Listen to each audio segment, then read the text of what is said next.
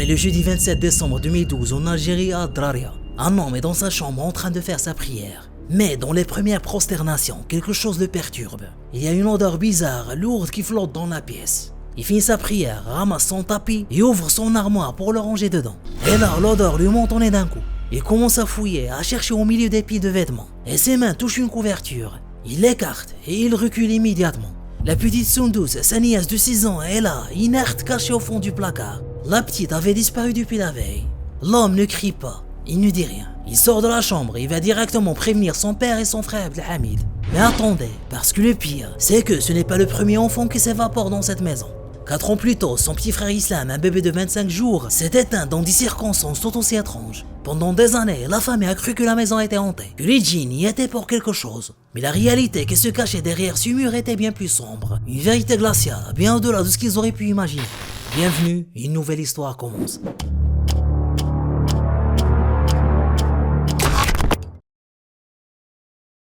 Pour retrouver la première pièce du puzzle, il faut remonter 4 ans en arrière. Rendez-vous au quartier Qassibou Jema'a 2 à Draria sur les hauteurs de la capitale. C'est là que se trouve la grande maison familiale. Ici, on vit selon les traditions. C'est une famille très conservatrice, très unie en apparence. Dans cette grande bâtisse, tous les frères habitent ensemble. 3 d'entre eux sont mariés, vivent là avec leurs épouses et le 4e est encore célibataire. Tout le monde se croise, tout le monde partage le même quotidien. Et cette année-là, la maison s'anime avec une super nouvelle. La naissance d'un petit garçon. Il s'appelle Islam. Pour son père Abdelhamid, c'est la fierté absolue. Mais son bonheur va s'éteindre en à peine 3 semaines. On est le 17 juin 2008, il est 14h. Le bébé vient tout juste d'être allaité par sa maman Radia. Elle l'oppose délicatement dans sa chambre pour qu'il se repose puis il s'absente un instant. Elle traverse le couloir pour aller dans la chambre d'en face, juste pour discuter un moment avec le reste de la famille. Elle s'absente à peine 30 minutes. Quand Radia retourne dans la chambre pour voir son bébé, il n'est plus là. À sa place, il n'y a plus rien. Islam s'est volatilisé. Le choc est immédiat, presque irréel. Un bébé de 25 jours ne disparaît pas comme ça. D'un coup, c'est la panique générale. Tout le monde hurle, tout le monde court dans tous les sens. Les frères, les belles-sœurs, les parents. Ils fouillent la maison de fond en comble. Ils retournent les pièces. Ils courent dehors dans le quartier. Rien. Le petit Islam reste introuvable. Quelqu'un est entré. Quelqu'un l'a pris. Mais qui ? Pour la famille, la réponse ne viendra pas de la police. Elle viendra d'une explication bien plus sombre qui va terrifier toute la maison. Face à leur impuissance, ils ne restent pas les bras croisés. C'est le grand-père Gssoum Belqasem, 66 ans, qui prend les choses en main. Il fonce immédiatement à la gendarmerie pour déclarer que le petit Islam a disparu. Les gendarmes prennent l'affaire au sérieux et les recherches commencent. Mais sous ce toit, l'atmosphère change à une vitesse folle. Face à l'horreur de la situation, la panique laisse place à une ambiance lourde, presque mystique. Noyée dans l'incompréhension, la famille commence à attribuer l'incident à des forces invisibles. Une hypothèse s'installe très vite dans les esprits. À quelques mètres de la maison familiale se trouve une vieille villa abandonnée, réputée dans le quartier pour être hantée par des djinns.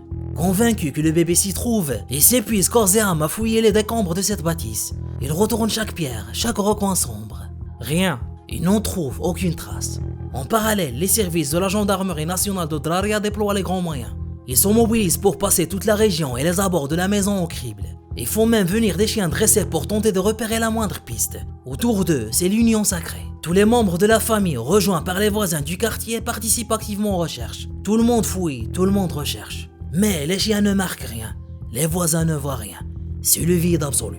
Cet échec total ne fait qu'alimenter la paranoïa sous le toit familial. C'est alors que les doutes de la famille se confirment. Pour eux, c'est l'œuvre des djinns. Pour chasser le mal, ils font d'abord venir un raqi qui récite le Coran, puis 2 imams pour exorciser la maison par la ruqya. Mais la situation reste inchangée. Face au blocage, il est décidé de faire revenir le premier raqi le lendemain de la disparition, juste après la prière de l'Isha en pleine nuit. Dès que l'homme commence à réciter les versets sacrés à l'intérieur de la maison, l'atmosphère bascule dans l'horreur. L'épouse de l'oncle, Fatima, est soudainement prise d'une violente crise d'hystérie. Tous les membres de la famille présents lui demandent alors de pratiquer une ruqya directement sur elle. À peine commence-t-il à réciter le Coran que Fatima se met à trembler de manière étrange. Soudain, sa voix change, devenant méconnaissable, presque irréelle. Prise de vision, elle leur confie qu'elle voit un vieil homme porter le petit Islam et qu'elle tente de le rattraper par la main en vain. Dans un état second, elle guide la famille vers l'extérieur, juste derrière la maison, précisément sous la fenêtre de la cuisine, avant de s'évanouir aussitôt. La famille se mobilise immédiatement et se rue vers la zone indiquée. Il est 2h du matin quand l'effroi les frappe. Le corps du petit Islam est découvert sans vie à l'endroit exact désigné par la tante. Son corps est déjà cyanosé et entièrement couvert de fourmis. Pourtant, cette zone avait déjà été inspectée au pin fin. C'est le début d'un véritable casse-tête pour la justice.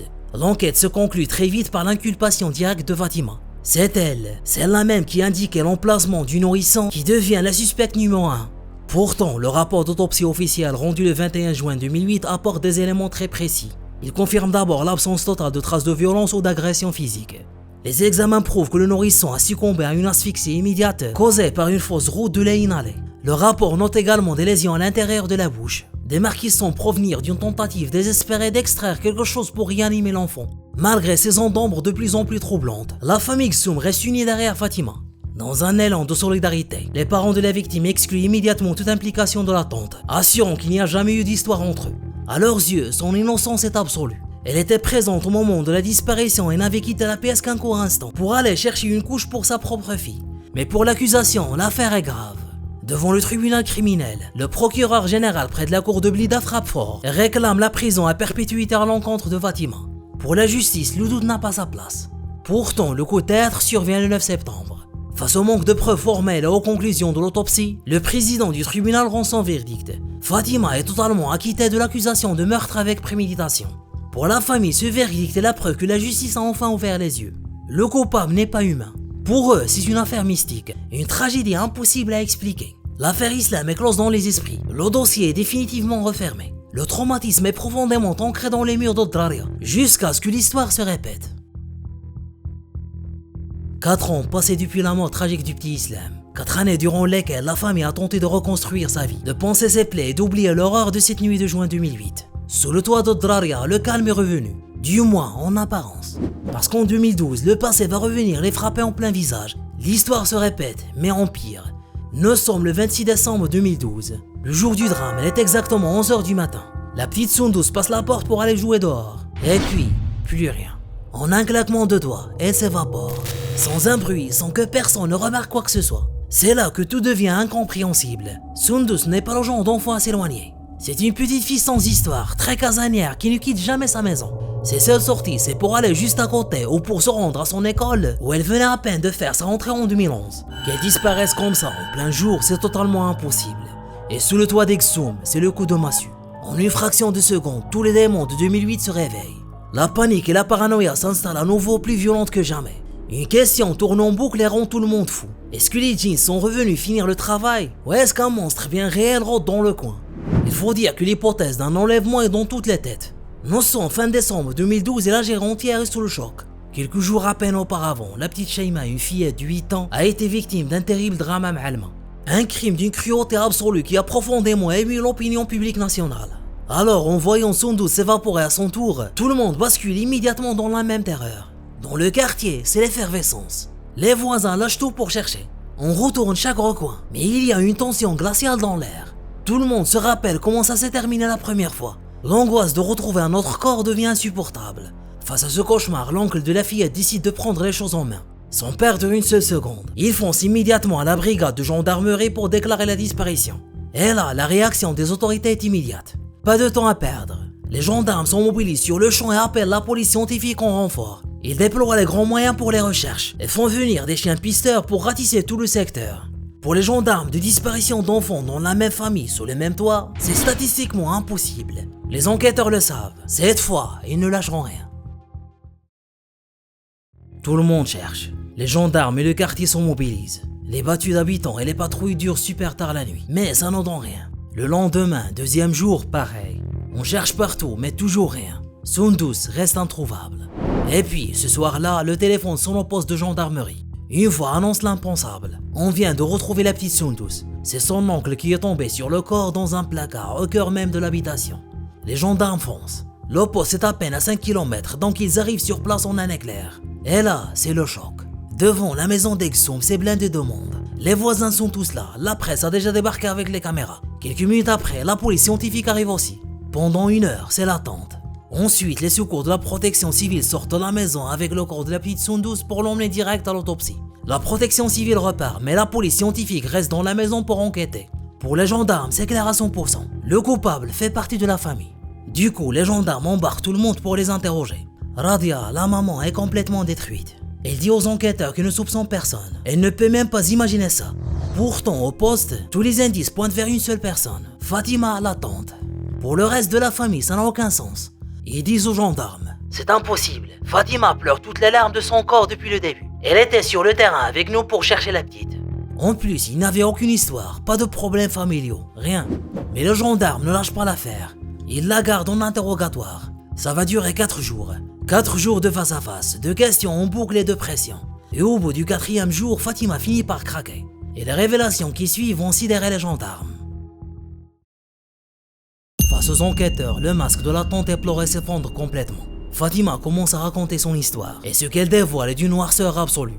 Ce matin-là, la petite Soundous entre simplement dans la chambre de Fatima. Elle cherche ses cousines pour aller jouer dehors. Mais les enfants sont malades, et ils ont un rhume et ne peuvent pas sortir. Il n'y a que la petite Shaima, la fille de Fatima, qui insiste pour aller dehors. Fatima s'énerve, la ramène de force à l'intérieur, puis s'isole dans la cuisine avec Soundous.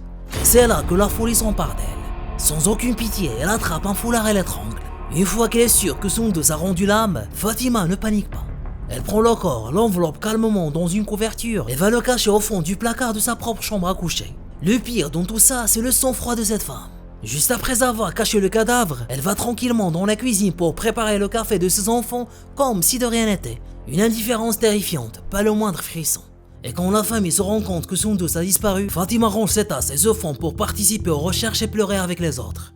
Mais pour les enquêteurs, le reste est une question cruciale. Une question qui hante tout le monde depuis 4 ans. Il la fixe et lui demande: et pour le petit Islam, c'était toi aussi? À l'intérieur de la salle d'interrogatoire, la pression des gendarmes devient maximale. Et face à cette pluie de questions, Fatima finit par lâcher une deuxième bombe. Oui, c'était elle aussi en 2008. Il a attendu que le petit Islam soit seul. Et s'est introduite dans la pièce. Son objectif était clair: l'éliminer. Quand le bébé se met à pleurer, Fatima lui plaque violemment sa main sur la bouche. Sous la violence du geste, le nourrisson qui venait tout juste d'être allaité recrache son lait. Ce reflux bloque immédiatement ses voies respiratoires, provoquant une asphyxie foudroyante. Le petit corps s'éteint en quelques instants. Avec un détachement terrifiant, la meurtrière ne s'arrête pas là. Elle avoue aux gendarmes qu'après avoir réalisé que le bébé ne respirait plus, elle a caché son petit corps dans un tiroir de sa cuisine. Après cela, elle va le placer sous sa fenêtre. Le soir venu, elle profite de la présence du Rari pour jouer sa fameuse comédie mystique et guide la famille pile à cet endroit avant de simuler son évanouissement. Une mise en scène macabre qui va faire illusion pendant 4 longues années. Derrière les grilles de la prison, le profil de Fatima commence enfin à s'éclaircir.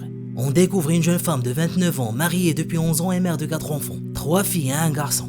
Fatima est totalement analphabète, sa propre famille l'ayant empêchée d'étudier quand elle était plus jeune. En plus de cela, les membres de sa famille ne la traitaient pas bien.